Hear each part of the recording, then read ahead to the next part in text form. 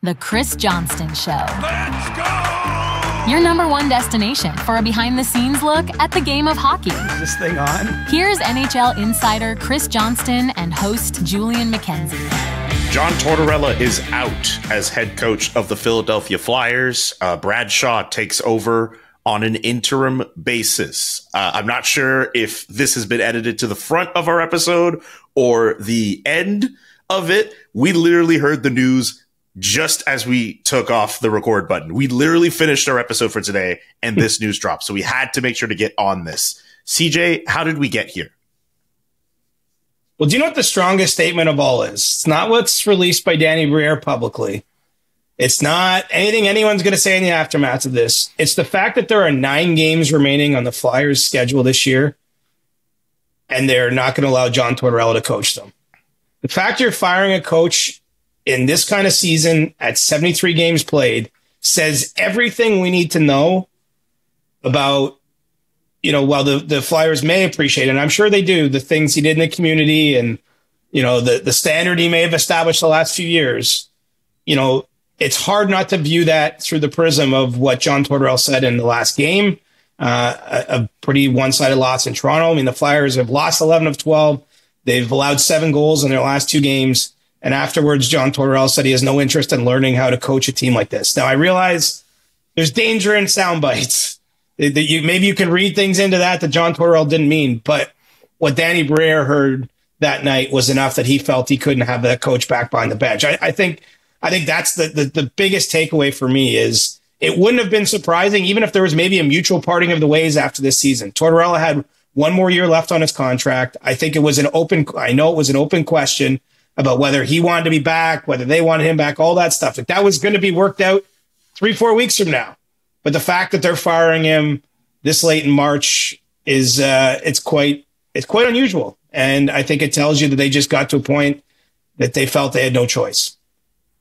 The fact I'm still thinking about those comments, just so surprising to hear in real time from a guy who, look, he's never been a soundbite you didn't like, clearly. Just that has been such a defining part of John Tortorella's career. I couldn't help but think that it sounded like he was low-key quitting when he had said what he had said the other night. You want to be careful with that stuff, but clearly where we're at right now, I mean, it leads to this, essentially. Well, and look, it's also the performance of the team. They're just getting, it's an avalanche of goals the other way. John Tortorella in that game against the Leafs sat Cam York for the entirety of the second half of the first period, the second period, and the third period. A young defenseman on their roster. Certainly not saying you can't sit a player out, but I mean, there's probably all kinds of warning signs here blinking for management with this situation. And while it's only 9 games more remaining, if you're the Flyers, you obviously don't want to lose those. They've improved their odds in the draft lottery, but they're not really improving the culture around the team. And it still has a lot of young players and guys that they want to be there. And this is a tough deadline for Philadelphia, even if you go about a month before when they made the trade with Calgary, but you take Scott Laughton out of the mix in the deal with Toronto, who's a really important glue guy for the Flyers. Eric Johnson gets traded back to Colorado. They lost a lot of leadership in the series of those moves. And obviously those are forward-looking moves and certainly not questioning them. But you want the group that's remaining to, go into the summer with a good feeling. Even if you're not winning every night, you certainly have to be competitive. And so, yeah, it got to a point where it was untenable with Tortorella and the Flyers. And, for someone who's coached as long in a league as John Tortorella did, it's a bit of an inglorious end, quite honestly, if this is the end of the road for him as an NHL head coach. Because it's not often a team will fire a coach this late in the year. As I said, the easy thing to do would have been to ride it out. But the Flyers obviously have chosen a different direction. You're touching on a topic I wanted to get to next. What could be next for John Tortorella as head coach? Leaves after essentially 3 seasons in Philly. That's the only team of all the teams he's coached in Tampa, Columbus, the Rangers, Flyers, and the Canucks. That's the only team he's ever coached where his record with the team was below 500. That's the only team he's ever had. So what do you think could be next for him? Well, it was a project when he went there, right? That was part of the idea. He was meant to almost be a stopgap coach. I mean, when that hiring was made, they wanted to establish a certain standard internally while they went through a rebuild. And they're still going through that rebuild. when you look at John Tortorella, he's 66, almost 67 years old.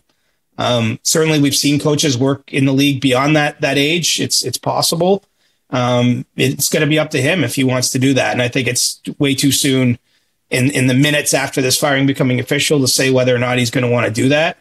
Generally coaches like to coach, even when it rarely ends well for any coach in any situation, right? I mean, it's true that they are hired to be fired. And this is not the first time John Tortorella has been fired, but he's always come back and wanted to continue on. And, I think of when he went to Columbus at the time was a very surprising hiring, and he had a real run of success with an organization that hadn't had much. And, I was a little surprised even when he got hired in Philadelphia, just because the fit seemed not what you'd expect. But, you can't rule out the fact it's a year from now and maybe a team that's supposed to be good is underperforming and they call him up mid-season and maybe he still will have that itch. I mean, that's tough to say at this point in time in this moment. But, it's certainly possible. We've seen him coach his last game. I'm not going to close the book on him at this point because I do think that there is so much turnover in those jobs. And, maybe even because he is getting towards an age where you don't see a lot of guys serve as head coach, maybe there is a situation that comes up where there's a year or two where a team needs its management feels it needs a push and that he's the one to do it. So, John's had a lot of success in the league. He won a Stanley Cup with Tampa back in the day. Coached some very good Rangers teams, took Columbus to that surprising sweep of Tampa all those years ago, a record-setting Lightning team. There would be reasons for someone out there to try to hire him again, but clearly it just got to a point after almost 3 seasons in Philadelphia where that was untenable. And, in the interim here, Brad Shaw takes over. He's coached in the league a long, long time. Very good defensive coach. He's been with Tortorella a long, long time too. He coached with him in Columbus, among other places. But been closely tied to him. Was an interim coach way back when and with the Islanders. But I would expect that that's truly an interim to ride out this season, and then they could do a coaching search and, start your speculation here. But obviously the Flyers, I think that they're an organization that while they are rebuilding and it doesn't look good right now, I mean, they might be the worst team in the league as we're recording. I mean, when you look at that stretch of games, they got pumped by Chicago, who's right near the bottom of the standings. Toronto beat them for fun on Tuesday, and many teams before that. But, I do think that they're going to want to be a player when, they're a team that will be aggressive in trying to add in the offseason. Obviously, they've stockpiled some picks and prospects and those types of things. And so they're going to want to quickly get this thing on the upswing there.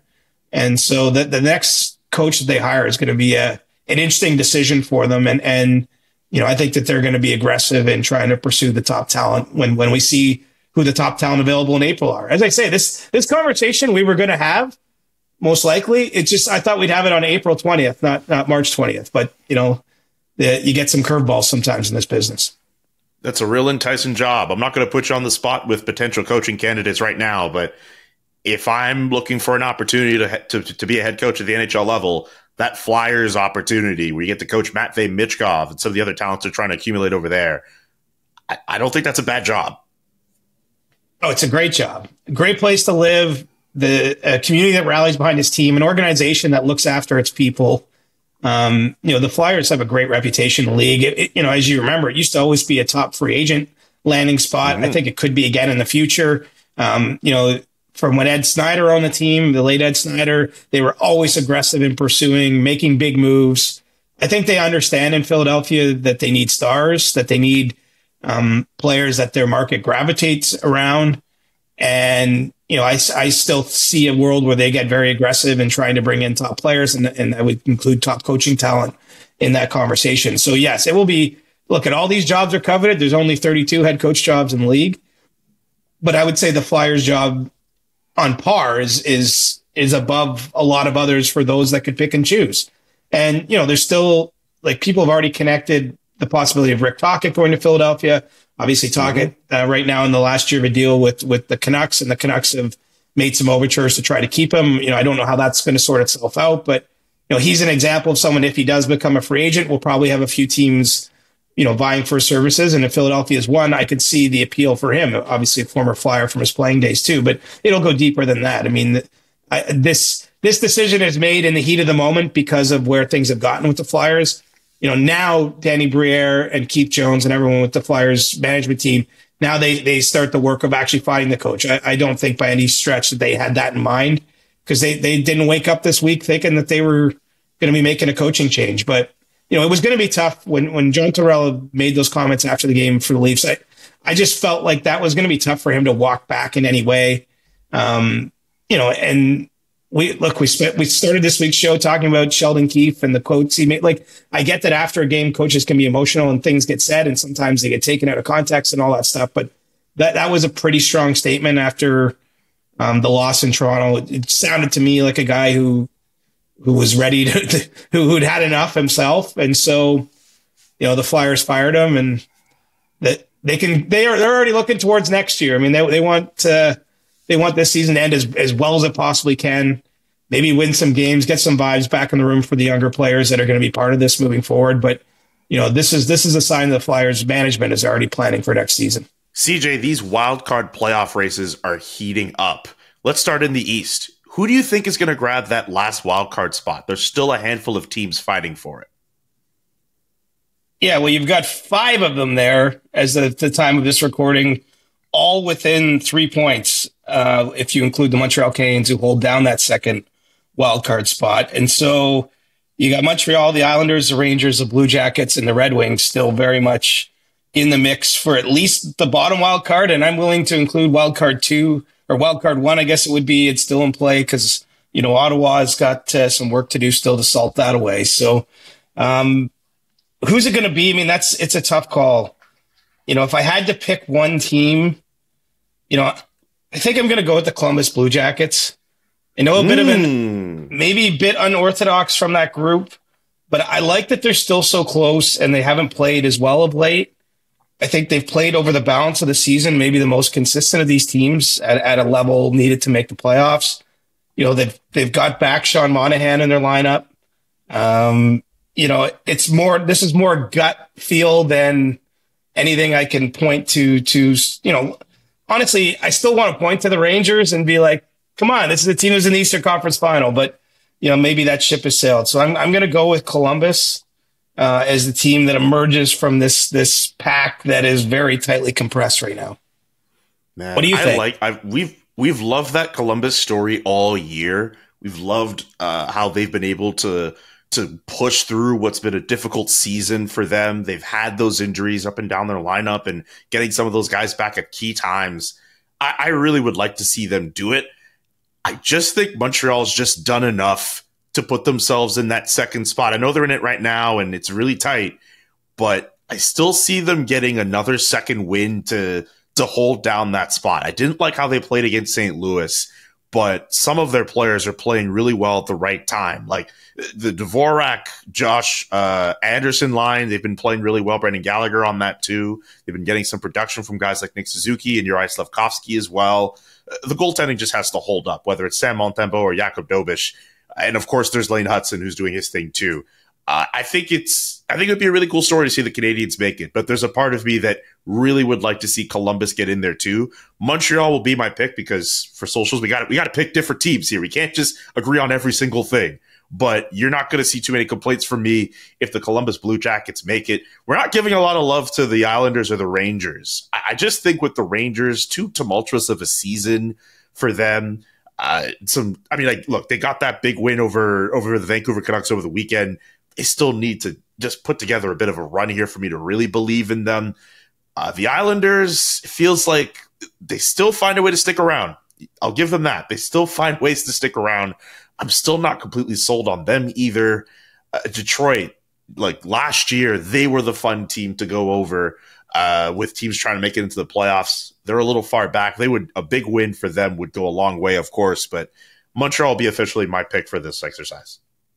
Yeah, and now just watch the Red Wings beat Ottawa on Thursday night, and everything gets even more compressed there. And we're not really giving the Red Wings we're not even giving the Red Wings much thought. The one thing I'll say, it sort of goes without saying, but we're at the stage, all of these teams have hit at least 70 games played, a couple of them at 71, the Rangers at 72.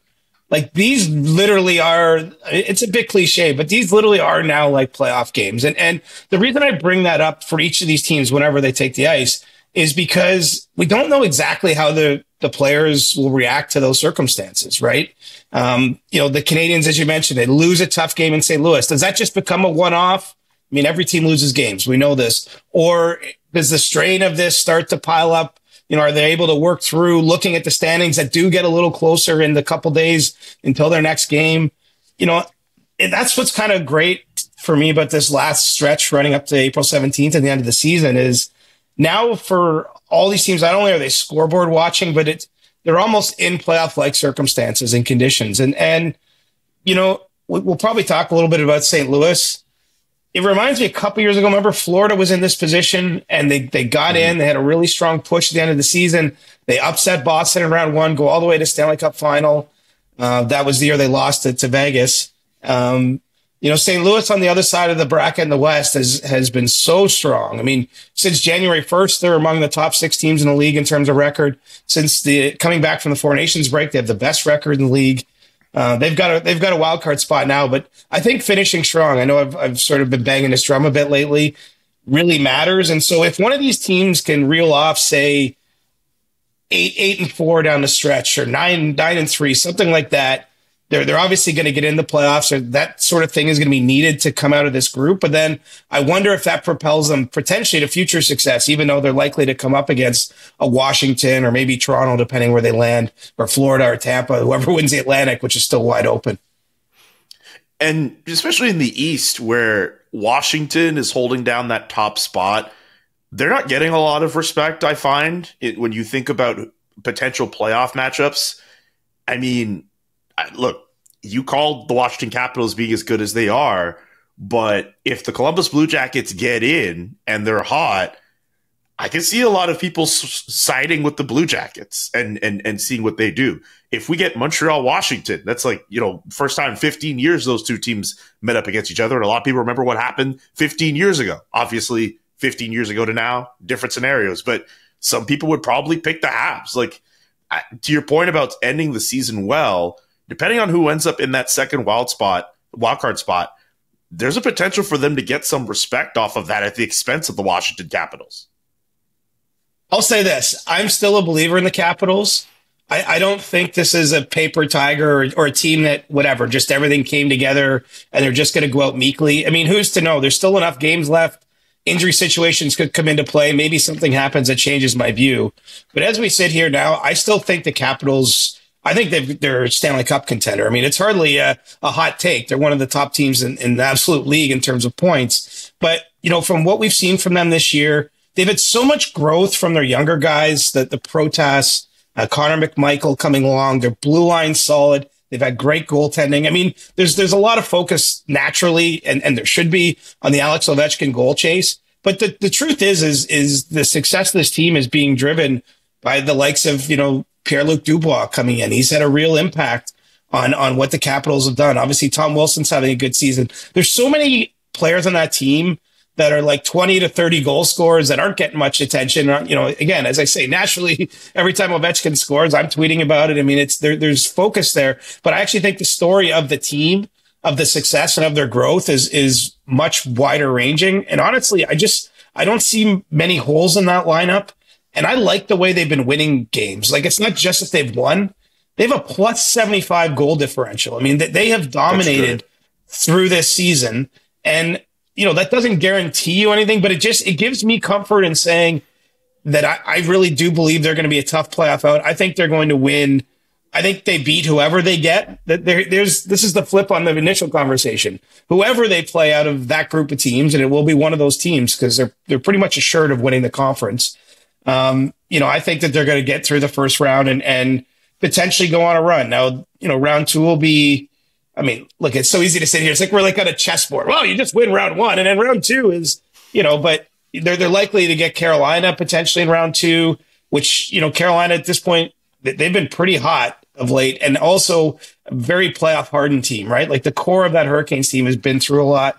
So that will not be an easy challenge, but I can see the Capitals going on a run. I just think that there's something special in the air there this year, and they're full value, like 46 of 47 wins regulation, home record 24-7-6, visiting record 23-8-3. Like they're good wherever you've played, however the circumstances are. They've just beat the crap out of teams this year.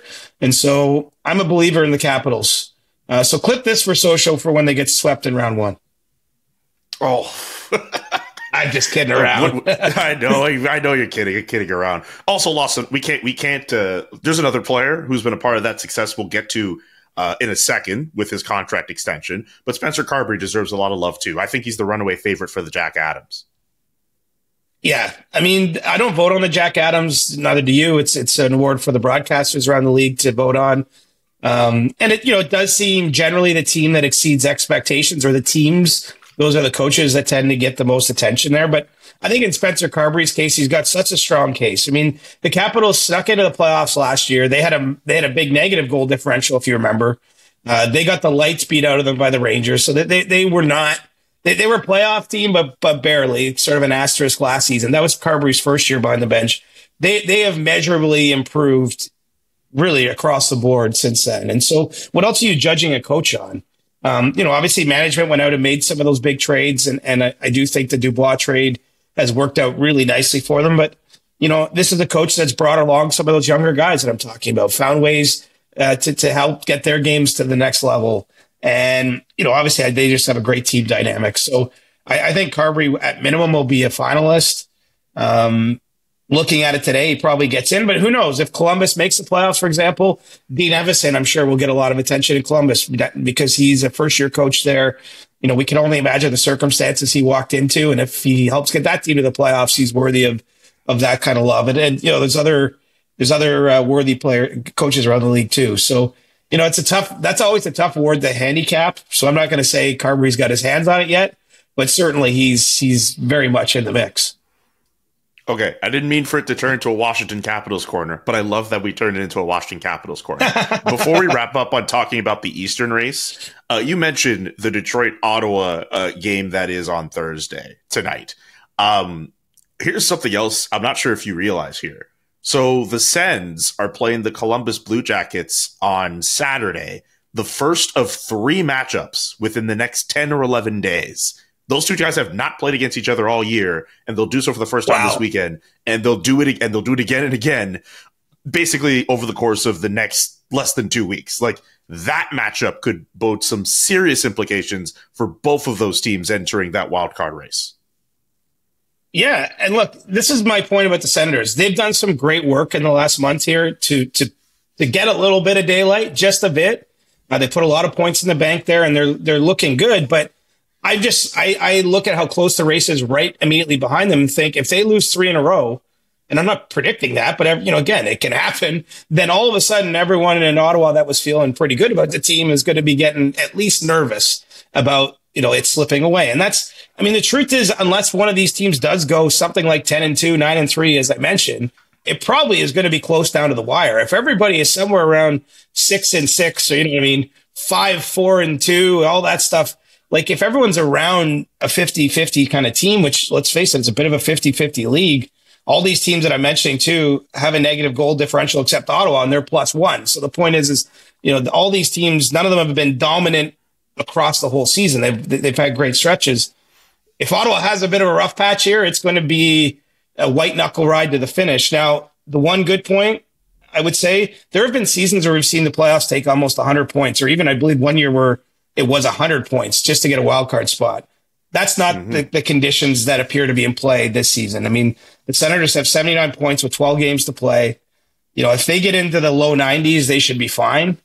And so, I think there's still going to be some twists and turns. I don't know that this is going to be comfortable or easy for any of these teams, which is part of what makes it so damn compelling to watch. Ottawa, if they don't have the easiest strength of schedule, it's among the easiest for the remainder of the season. That being said, you have to take care of the 3 games against the Mighty Jackets, bud. 3 games against the Jackets, but also one more game against the Mighty Jackets. Yes, we'll tell the Mighty Blue Jackets. We'll give them that. But they also have one more game against the Buffalo Sabres, a team they have not defeated all year. They just lost to them on Tuesday night. one more game against the Montreal Canadiens, another team they have not beaten all year. That's on April 11th. For this Ottawa Senators team, you talk about if they lose tonight, it might turn into more of a white knuckle road.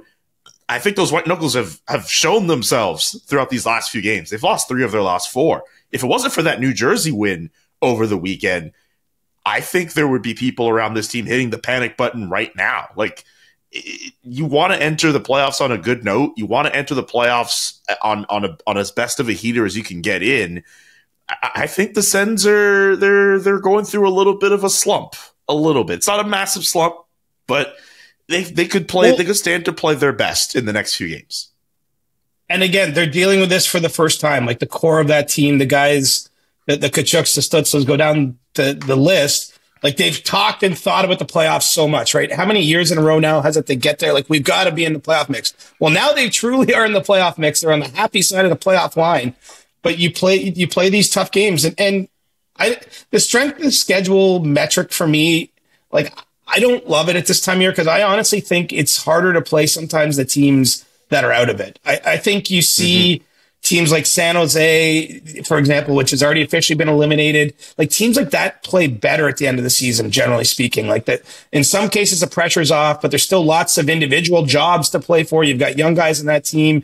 Like you go down the list, like the Buffaloes, like it wouldn't surprise me at all if Buffalo finished this season strong. And so, yes, they haven't had a great season. But I just think sometimes at the end, playing the Washingtons or the teams at the top, sometimes those teams are a little less invested. Maybe they're distracted. They're starting to think about the playoffs, all those sorts of things. I think when you get this late in the year, the strength of schedule metric, I almost want to turn it upside down.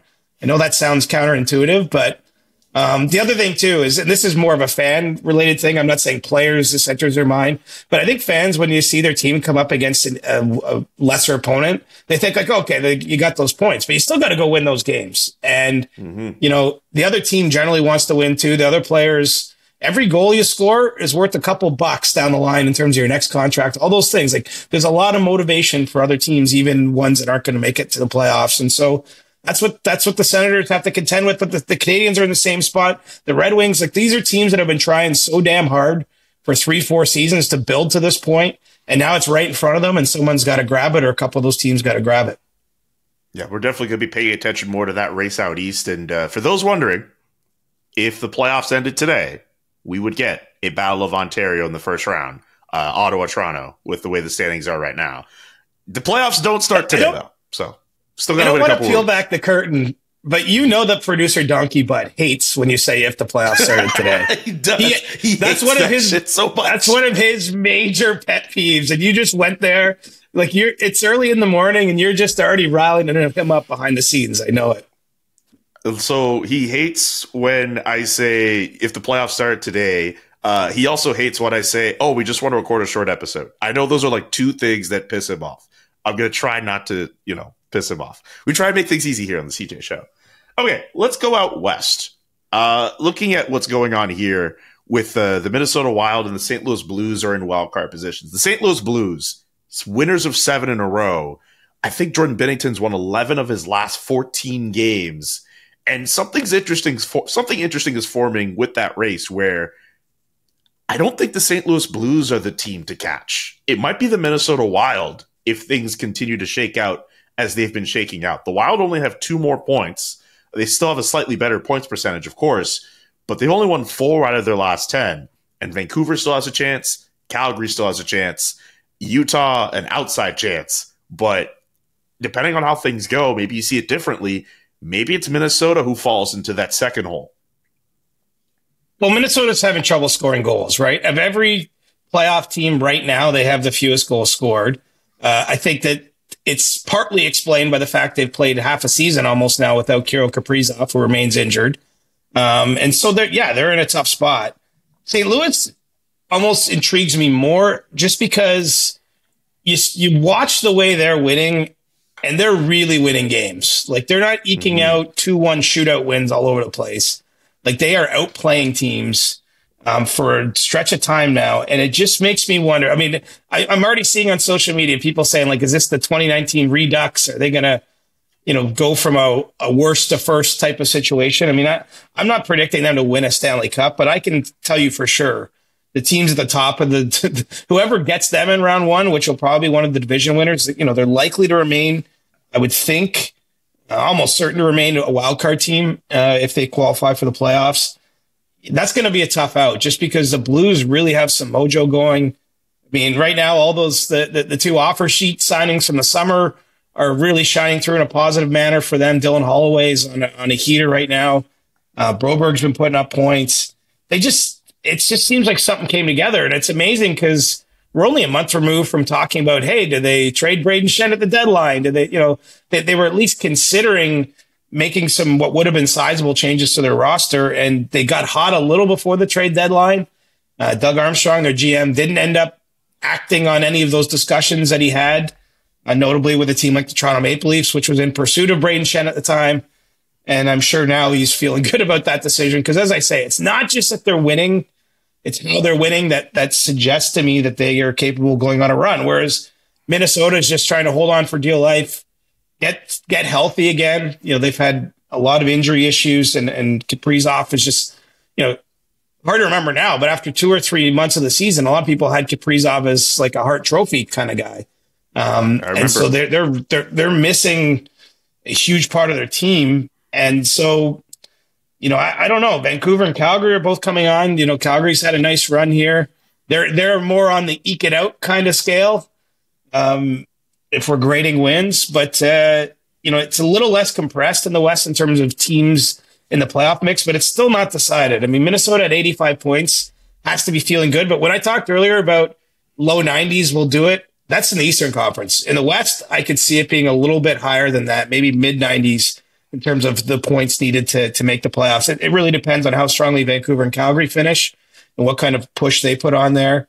And we'll see what the Blues can do. I mean, they just seem to win every single night, which has totally changed their season around. Remember, they had a coach firing in the, back in the fall, and it didn't immediately turn things around. But with Jim Montgomery there and a team that went untouched largely at the deadline, rather than being, saying goodbye to some veterans like some others around the league, has just found a way to put it all together. And as you mentioned, Binnington's feeling pretty good too on the other side of that Four Nations run that he had with Canada.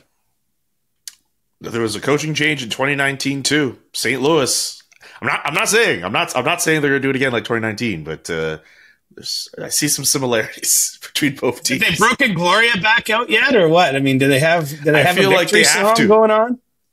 I feel like they kind of have to. I get that maybe they might want to be like, oh, we should leave it for 2019, but you can bring that back. Well, they need a new version of Gloria. I don't know what the song is, but they got to find another Laura Branigan song. I'm sure she's got plenty others in her repertoire. I would find another Laura Branigan song.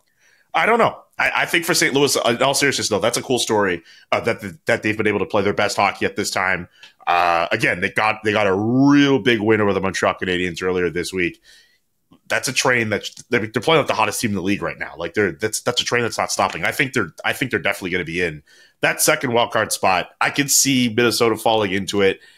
Vancouver, I think if they play well enough, they have a chance. Calgary, they might be a little too far back now, but they could go on a run. If Dustin Wolf catches fire again, they're right back in it. There's a lot of games left to be played. 4 games in a row. I mean, it's a tall ask. The math is not in their favor, but we're not ruling anyone out with 10 games left that's won 4 games in a row, because they could win 8 games in a row, and all of a sudden we're recording on Monday or Thursday next week, and they're in a spot. So that's true. All right, we're trying not to get ourselves in trouble here on the CJ Show, but some really fun races in the East and in the West.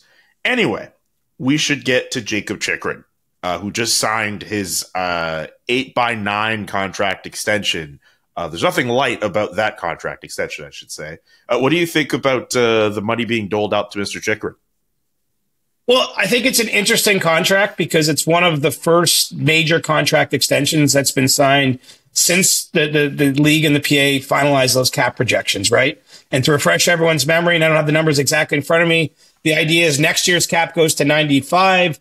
I think it goes to 104 the following season, and then roughly 113 the year after that. And I was talking to someone this week who works for a team. They're projecting in their team in the fourth year that it goes to 120 or a little above. So if we go from a league right now that is below a $90 million cap, and within 4 years you're at 120 or 120 plus $1 million cap, I mean, that obviously has huge ramifications that will play out over time here. And this is the first, player that had a lot of leverage. Chychrun's having a fantastic season. He's going to end up with career best in goals and points, fit in really well in Washington. So he had the confidence that if he went to free agency, there was going to be a big deal out there for him. And probably the truth is there'd be multiple offers that he'd be considering, had he got to July 1st, but he didn't want to. He's really liked Washington. The Capitals like him. And it was a tough negotiation, not in that it was adversarial, but, teams and players are now working through this new landscape. And how do you get there? And, talks had gone quiet for a little while. I think because there just was a pretty big gap in how the player and the team saw the world evolving. And what happened this week is the Capitals bumped their offer pretty significantly as things went along and got to what that contract we saw is. And so what it means in the short term is as of next season, as of now, because there'll be other contracts added to this, Jacob Chychrun slated to be the 10th highest paid defenseman in the NHL, which with respect to him, I think seems like on the surface, you're like, that's out of whack. But you have to remember, this is a deal that now stretches out for 8 years. And so if we're in a world halfway through that contract where the cap is 120 million, I think that paying defensemen $9 million, that will be just normal at that point. There's a world where, he's still just about to turn 27 at the end of this month, where he's an effective defense. Like they're buying his prime, right? John Carlson, who's still, Capitals ice time leader, all situations player on their blue line. He's 35 today. So if you imagine that his next 8 years go like Carlson's last 8 years, then I think you can find some comfort in the deal. And so I'm kind of more interested for what it tells us about the marketplace, hints at what's to come. I think this is going to be a fascinating summer, Julian. Like teams, every team you can go around the league, even teams with big players still to sign, everyone's got cap space on the surface. But you know what they don't have? We don't have enough good players to spend it on. Like and again, no shade at the free agents in this class. But the other thing that happened here is Jacob Chychrun comes off the board as a potential UFA. So, right now, other than Mitch Marner, who's, a superstar quality player who could be a free agent as of July 1st, you don't have a lot of superstar quality or difference making players out there set to hit UFA, but everyone's going to have money to spend. And so I just wonder if it's going to be a great time to be a mid-tier free agent this summer, perhaps next summer, same sort of conditions at play. And if we're going to see some wacky deals, like I don't think the Chychrun deal is wacky. I think there's some risk in it naturally. Whenever you're signing a player that long and you're projecting the cap to go up, you're projecting him to be, an effective player. But I mean, this guy takes care of himself. I know it's become almost a meme, all the things Jacob Chychrun does to maximize his abilities as an athlete. But that stuff does give you confidence, I think, as a team that he's going to, look after his body and do everything he can on his end to stretch out. And so it's a long answer, but I do think more than the individual deal itself, it tells us something about where we're at in time. And everybody's guessing a little bit. I'll say that. Like when you see new contracts signed, again, with players with tons of leverage and the team wants to sign them, like you're almost, it's an educated guess, but it's still a little bit of a guess about, because while those are projections I mentioned for the cap, there's a chance things happen. I don't even want to will them into the universe, but we're dealing in kind of an uncertain political climate. There's 7 teams based in Canada. Like there are things that could happen that maybe get in the way of that projected cap growth. I hope it doesn't happen. I'm not saying, but like there's a little bit of guesswork in this is all I'm saying. And so, great for Jacob Chychrun. I think great for the Capitals. It's good to hold on to your good players. But man, it's a great deal for him. And it's conditional on this idea that the cap's going to keep going up and up and up. History has shown us that general managers with money to spend will spend that money on that mid-tier free agent. As you were making that point, thought of some guys like David Clarkson. I think Matt Bolesky got paid. There's a couple other names who fit in that tier, but yeah, it happens every year. You look at a deal and you're like, that team's going to regret that deal. It's going to happen. And with more and more cap space being made available to teams, there will be more teams doling out that money. You just don't want to be that team. You don't want to be that GM. Here's a reference for the graybeards. I'm thinking Bobby Holik getting $9 million a year from the Rangers back in the day. And that is a that's again, a throwback and a half. But Bobby Holik had a fantastic career, but was never what I would say in like this, the difference making stratosphere, or like certainly was never a superstar. Very, very good player. And the Rangers in that era had money to spend. Like they wanted to add big free agents, and he was the biggest or one of the biggest free agents that year. And so he got paid, again, it's a free market. Like there's nothing wrong with that contract for Bobby Holik. Great. His kids are probably taken care of from it, but it was a contract out of whack with probably what he was as a player and what he could be. And I think we're going to see more of that this summer because there's pressure on a lot of places to spend. And there's money to spend, and there's just not enough talent to bid for. And anyway, just a little, I've been talking to a few people around the league about this, and the one thing I'm curious to see is, does it come into the offer sheet market? I know we dabbled in this the other day. Like the one thing, because I was sort of saying, certain of these top players, I just don't see offer sheets being that big of an issue because teams are going to want to protect that. But maybe the counterpoint to my original point is, but some teams might want to overpay who they think is an RFA worth doing it on, even if they know it's an overpayment, because you'd rather overpay for that, which essentially is a younger player that you think could be a difference maker, versus overpaying for a guy who's 28, 29, 30 and just kind of like good, but not great. Teams are going to have to make really important decisions with their money though. And I just think 3 years from now, we're going to look back at a few contracts and go like, oh my, that guy got what? Yeah, like a Ville Leno-esque contract. Remember Ville Leno getting paid in 2011? Oh yeah, Billy Bano. The Sabres? Yeah. I remember. But also, speaking of the potential of offer sheets, Calgary to me looks like they're screaming offer sheet potential, right? With the amount of cap space that they have. I thought that they should have made an offer sheet last year, funny enough, for Dylan Holloway when that was a possibility. And that would have really amped up things in the Battle of Alberta rivalry. And of course, St. Louis gets him and Philip Broberg. But there's an opportunity for Craig Conroy if he wants to jump into that world with the space that he has and some picks that he has too, to make something work there, if they want to open that door. I have to look at this more closely, because the one key thing about offer sheets is you need to have your own picks for the upcoming draft to make an offer sheet. Right, that's true. So, and I'm not saying Calgary does it, but I don't want to start throwing out teams with cap space, but maybe don't have the picks needed to do that. So it's a good exercise both for my day job at The Athletic and for the purposes of this podcast to dig into that at some point. But I haven't done that little bit of homework. So I don't know who's best poised. Like in my mind, I think of a team like Chicago, tons of rumors already that they're going to want to be big players in UFA. Maybe some of the guys, like the nightmare scenario for teams like a Chicago that want to add that type of player is they might not be available, right? Like I mentioned Mitch Marner earlier. There's still a world he re-signs in Toronto before July 1st. And then who are you really bidding on? Maybe it becomes a potential offer sheet type of situation. I mean, it's tough to get talent when you don't have it. You got to pay for it. You got to trade assets. And I just think we're ready for, I think it's going to be a really fascinating summer. A lot of, maybe this leads to more trades too, right? When teams look at the free agent market and there's just not enough great players to make an impact, maybe you start to see some big trades too.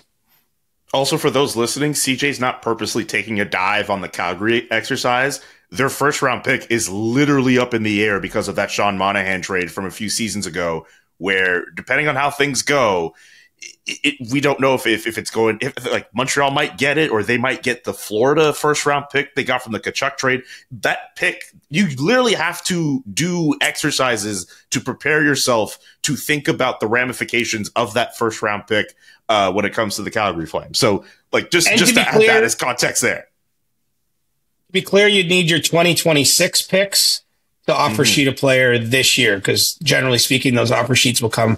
And teams also trade back for them, right? If you remember, I believe St. Louis made a trade with Pittsburgh to get one of its picks back before doing the offer sheet with Edmonton. So there's still a world you can get your picks back, but it's a complex. Teams got to be preparing for it, and obviously some teams are. Unfortunately, we've veered in this direction at an unplanned time, and I don't have all the answers in front of me or in my brain right now. Sorry, I'm sorry. I'm not trying to. It's hard on my brain too, Siege. I wasn't trying to make us go like too deep into it, but you're absolutely right. It's a lot.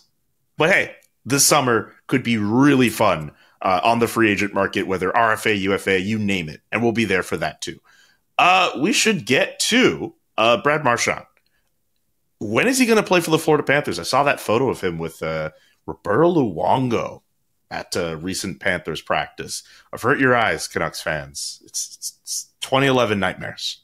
Terrible. What's the latest on Brad? Luongo still gets on the ice with the Panthers. I love that he gets all suited up and a couple years into retirement, obviously working in their front office, but still will put on the pads and go out there with the guys. I mean, it actually stirred a little nostalgia in me rather than I saw some people react. I guess if you're from Boston or Vancouver and that was such a heated Stanley Cup final in 2011, the idea of them being buddies or on the same side might be hard to stomach, but I actually thought it was kind of cool. It sounds like Marchand's likely to play Friday. It's the Bruins. See, look at old habits die hard. The Panthers are playing Utah on Friday night. Marchand's been out since March 4th, if you remember, just before the deadline. He got injured playing for the Bruins at the time in a game in Pittsburgh.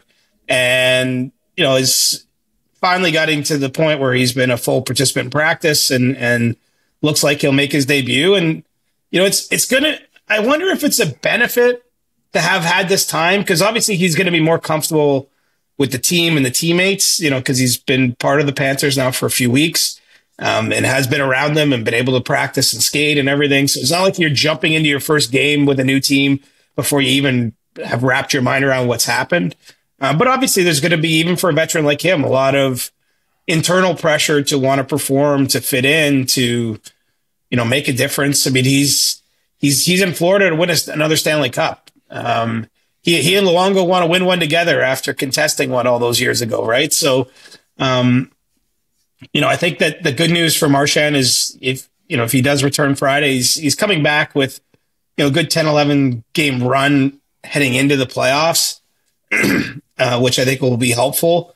Whereas you look at, the trade that Trent Frederick made to Edmonton, he still hasn't played for the Oilers and is not on the radar to play again necessarily anytime soon. And so I do think that's a tough situation. If you jump right back into the playoffs with a new team, at least Marchand's going to have a little bit of a window here to get his feet under him. And I think we're all just fascinated to see him. I mean, I know it's, just see him in a different jersey, see him, how does he fit into a different lineup? He's obviously not the captain in Florida.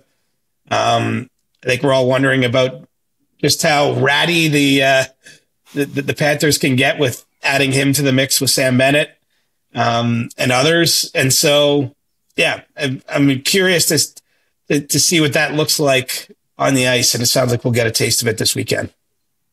Before we get out of here, Siege, do you have a stick tap? I do. I'm going to clap back. I know we gave him a bit of love at the end of the last episode, but I got to go with the big rig, Pat Maroon. The one thing I didn't say on Monday, I thought it was cool that he sort of schemed up with Darren Pang to make his retirement official before that game in his hometown in St. Louis last weekend. Pretty nice the way the Blues fans showed out for him and the Blues in-arena staff put through together a video and everything. And then you get to see one of the most unique players, I'd say, of our time. Because let's face it, Pat Maroon and most, at least for the last number of years, has been a fourth line player in the league. Kind of a guy that bounced around like crazy and then wins that cup in 2019 with the Blues for his hometown team, scores a double overtime winner of all things in Game 7 against Dallas to get them to the conference final.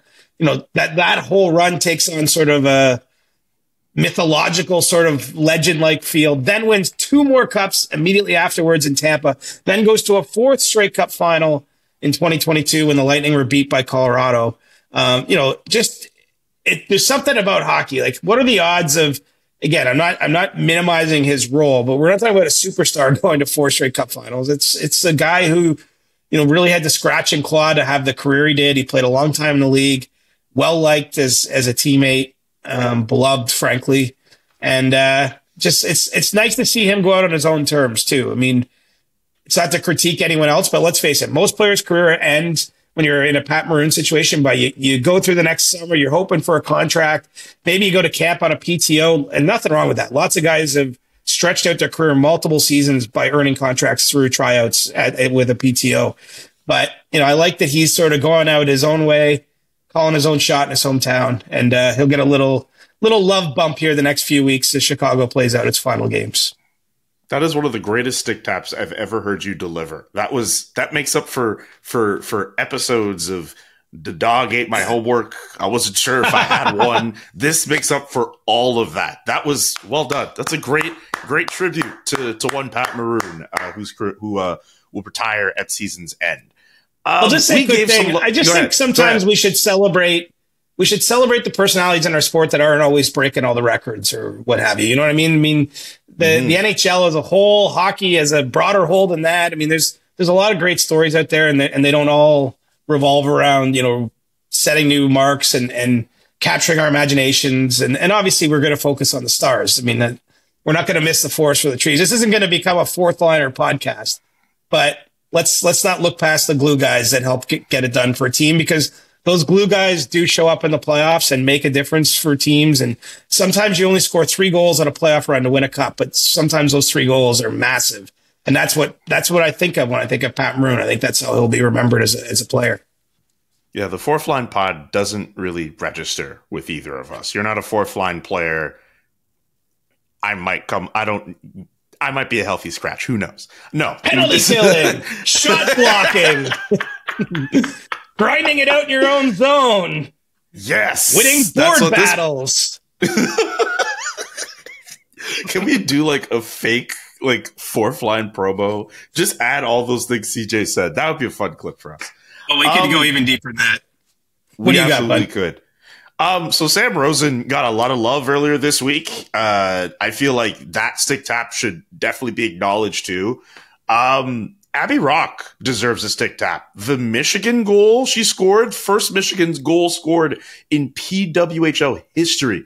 Insane work of art from Abby Rock. I think she deserves a stick tap for this week. We both shared that goal on social media. Awesome from the New York Sirens forward. Amazing. I love because there's different ways to do the Michigan, right? Like we've seen some players almost get it on their backhand and scoop it around. Like she put it on her stick kind of on the forehand as she's coming around the net. Like basically how you put the puck on your stick blade before putting it in the net is different. There's sort of different variations of the Michigan. I loved hers because it was so fast. The goaltender really had no chance there. And yeah, she mentioned that she tried it in practice a few times and her own goaltenders didn't like it much. But everyone likes it when it works at a game and was a big goal for the team. Love it. Great work as always, Siege, on the podcast and at The Athletic. Get your questions in now for Ask CJ next week. And we'll be back with a brand new episode of the CJ Show very soon. Thanks for tapping in, everybody, and we'll talk to you all next week. The Chris Johnston Show. Follow Chris on Twitter @ReporterChris and follow Julian @JKA McKenzie. The Chris Johnston Show.